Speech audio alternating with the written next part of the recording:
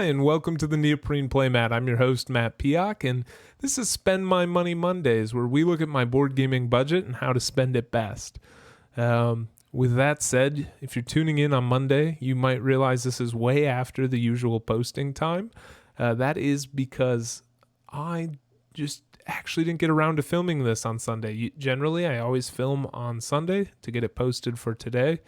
Had some things come up and just wasn't able to make it happen. That said, I'm still getting it out, still putting it out on Monday. So if you're here with me now, I really appreciate it. If you're tuning in Tuesday or sometime after, it really didn't make a big difference that it was a few hours late. All that said, though, let's hop into it. Let's look at how I'm spending my money. All right, so this is kind of a cheat. Praga, Caput, Regni is not officially out yet. And it's not going to be out for a while. It looks like on Game Nerds. So it was a Spiel release, so I thought it was going to be coming soon. But after looking at what Game Nerds said, they said that their earliest projection of it being in their warehouse was December 31st. So that said, this is probably something I'm not going to buy this month or next month, but it is on my radar and is going to be, I think, an Insta purchase. After doing some research, I didn't know that much about it when I was talking to you guys on Saturday, but I watched a Rado run through and I was absolutely captivated by the gameplay. So to begin with Euro games, I typically try and focus on the mechanics. Are the mechanics interesting? Is there something there that's new, something that's challenging, something that is different from every other Euro game I've played? Or do the mechanics synergize in a new way that seems interesting? So in this one, Praga, Caput, Regni, I hope I'm pronouncing that right. The title is quite the bear. That said, there's this, I thought it was a rondel mechanism on Saturday when I pointed it out. I was like, I think that's a rondel in the corner. It's not quite a rondel. This is actually like a moving wheel, and there's these hexagonal type pieces that almost look like the number 8 that sits inside of it. And on players' turns, they're going to be able to pick up one of these tiles, and when they pick that tile up, there are 2 actions on it. They get to pick one of those and follow through with that action. Additionally, they'll get whatever's here in the middle. And when they're done, they will end up placing it back in this spot here, and the whole wheel will shift when it goes to the next player's turn. To add to the interest there, anything you pick up in the red area is going to cost you. Anything you pick up in the green area is free. There's no cost, but there's no additional benefit.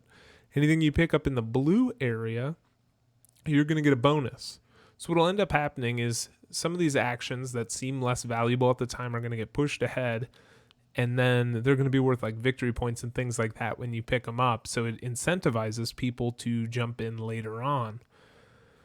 I found this really fascinating. Additionally, each of these pieces, when you return them, the abilities are going to be linked to a new symbol set. So even though you're playing this piece, let's say you decide to do something like this one on 2 different turns, you might not get the gold for an egg action here. Like what it is, you might get the stained glass, the silver stained glass window icon over here. And so it makes some really, really interesting decisions. Additionally, the game has these player boards, which are dual layer, which I love dual layer player boards because things don't fall out of them. You got to be careful if you're in a humid area because sometimes they will curl up a little bit and they make the fittings more tight than they should be. But they're used here to kind of watch these tracks and income. And then you've got these dials that spin that track how much stone and gold you have. And if you get it high enough, you'll actually remove this cube and you'll unveil some form of technology. Additionally, you have your own area in front of you, kind of another player board, if you will, and you are going to be buying locations to put on it to make these actions better or to trigger different actions based on placement. altogether, the way this thing fits, it's different than pretty much anything I've played. Like, there's similar ideas going on with the action selection and whatnot, but the way things are moving and rotating around the board, there are these tracks here, which they look really cool with these. There's the stone wall in the cathedral. That said, this is purely aesthetic. Maybe it helps you out a little bit in understanding what happens at the different levels here, but I watched Rado play out on Prototype where this was flat and it seemed pretty easy to use just like that. That said, I'm all for making the board game a little bit more of a table presence with things like this. So thought that was cool. Either way, this game, it's going to be a purchase. I don't know if it's December or January that I'm going to be buying it. I believe it's going to be Game Nerds and Miniature Market have it right now at $51.99. Retails $74.99. So we'll see what happens with that. But this is definitely one that is going to be coming home with me. But you're not here for that, right? That's 2 months out. We got to go into the stuff. How am I spending my money now? And 2 games on Kickstarter keep coming across my mind. I can't let them go for whatever reason. The first is this Dire Alliance game. Now, granted, I realize the best option for this is to go with the game and the miniatures. If I'm looking at resale value, if I'm looking at trade value, if I'm looking for really anything going into the future, that's what I want to back. But it's $109. I'm definitely not $109 invested in this game. And that's before shipping as well. That said, they have made quite a bit of money on this campaign, and there are quite a few stretch goals unlocked. If we scroll down here, all right, yeah, you can see all this cool stuff, but all right, those are all they made some huge all-in pledge and whatnot, but on the left, you'll see everything they've added for just the Dire Alliance game, the Dire Alliance horror game.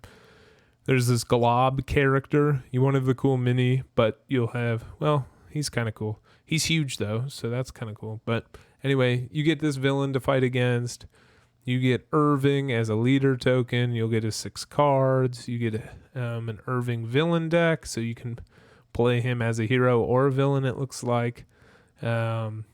The Quinn Hero pack, you'll get these Withered minions. You get Hag minions. You get Vexer minions, Reaper minions. The Forsworn faction. You get the Legan, something like that. The Legan villain deck. So this guy, you can use him as a leader, or you could use him as a villain. It appears. You can get the Harper Hero pack, which is cool. The Shepherd minion, Fawn minion, Dryad minion. So there's tons and tons of extra content. All of this stuff has a K in the corner. I don't know if you noticed that, but if you buy this in the store, you don't get any of that content. And so I'm like, that $50 pledge is looking really good because of how much extra stuff you get. I'm keeping an eye on it. I have it saved. I'm hoping that we'll see kind of here at the end, which is just a few days away, I think. 7 days to go. Yeah, so a week left. It's at $238,584 at the time of recording with 2,900 backers. As you guys know, when a campaign is starting to conclude, this usually spikes. And so I'm really curious to see how much extra content gets in that box. And I may or may not pull the trigger. We will have to see. I guess 7 days to go. Maybe I'll do a live Am I Backing? We'll find out. Let me know in the comments below if that's something you're interested in. All right. So here's the other game that keeps coming to mind. And look at this. Look at this funding. It's almost at $1 million. This is Nova Aetas Renaissance. This is a game that I in no way should back. Not saying it's a bad deal. Not saying that it's something you shouldn't back. But it is a giant sprawling campaign. You have to play I think it's 30 games to get through it all. I typically don't play that much of one single game or have a game group that's that consistent where we could run through a campaign in that type of way. But that said, I keep looking at all this stuff, and am I just looking at the bling? Maybe. There's a lot of bling in this game, but I'm also looking at some of the different things they've added to the game, and I'm trying to find something. It's called the like hologorium. Here it is. Okay, so there's this thing. It's horologium. This is one of the most interesting turn trackers, I guess you'd call it, I've ever seen. So you're going to have different actions that you and your party can do, and it's going to move you ahead on this track. And if you do certain moves, you'll go further on the track than you will with other moves.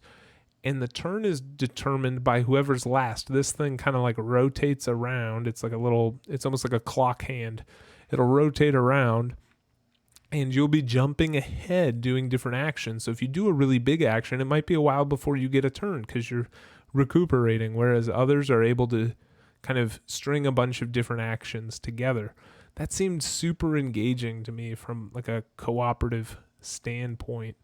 Obviously, they're throwing tons and tons of junk in the box with all the miniatures and all that stuff. They have these really cool player boards. Here's a whole bunch of extra add-ons.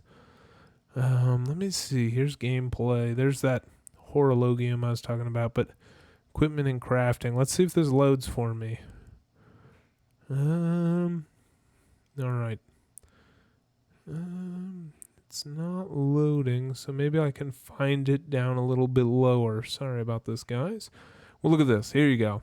Here's some miniature scales, right? This is the expansion character. His wingspan is 220 millimeters, and he's 154 millimeters tall. Like, this guy looks awesome. And 38 millimeter miniature. There's 21 millimeter like goblins and stuff, and then this Minotaur 65 millimeters. So the scale of some of the stuff is just absolutely insane. And then we see a 3D render to resin to PVC. So they're kind of showing you here what's the difference in what you'll actually see, because we'll be getting PVC plastics if we back this. And here's some painted up figures. They look great. I mean, look through this thing. It looks awesome. It keeps coming to my mind. It's something that I'll probably never play, and so I shouldn't back it. I shouldn't say never play. I'll get it to the table like once or twice.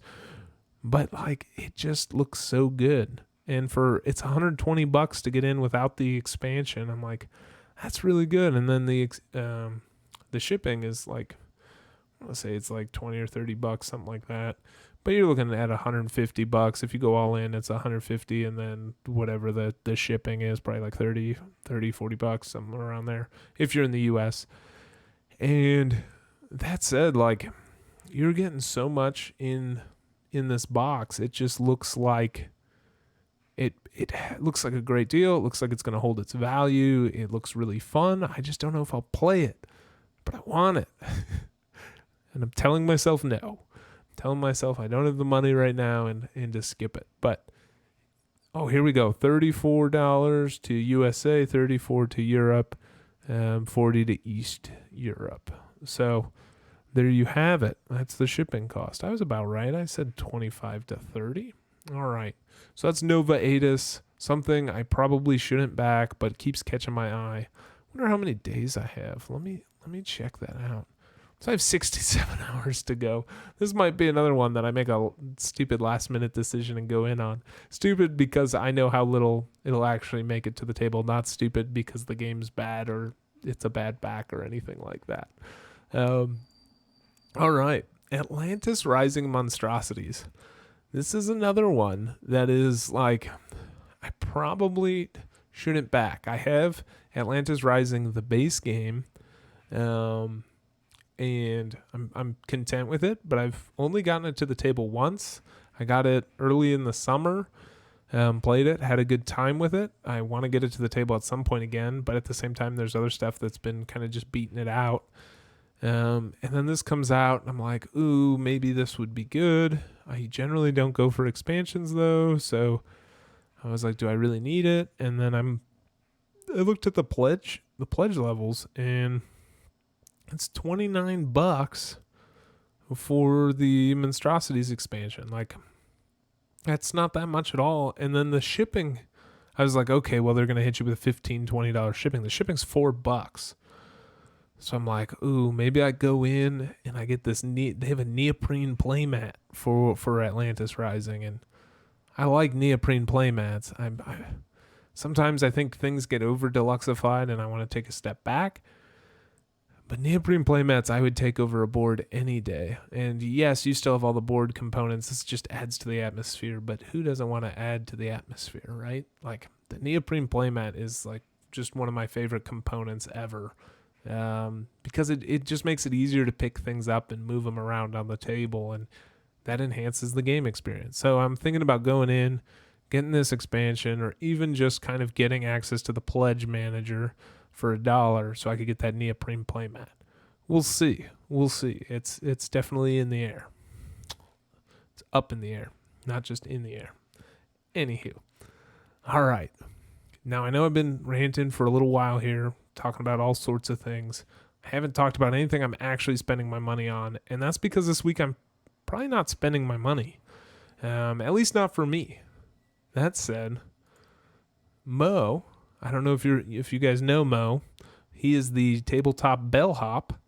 On Facebook, he posted this up. He said, hey, Amazon right now is buy two, get one free. And so I go over to his website here. And I'm like, oh, cool. He's got a bunch of Amazon affiliate links here. You can buy 2 games and you get a third one free. And so I have a couple friends that I usually buy board games for. And so I was like, this is a great way to get some games and save some money. And I would go through what I bought and who I'm giving it to. But they actually watch the channel every once in a while. So I don't want to give anything away quite yet. It's got to be a Christmas surprise. That said, though, I would be happy to do a video about the best games to buy for this holiday season. If you'd be interested in that list or a stocking stuffers list or anything like that, please write it in the comments below. I'm happy to make any of those lists. I'm going to be making my own shopping lists. And so otherwise, if you just want to buy games for yourself, I'll throw this Tabletop Bellhop link down in the description below. Feel free to follow that. You can definitely check out some of these games. And yeah, that's been Spend My Money Monday. That's pretty much everything I've been looking at, everything I'm intrigued by.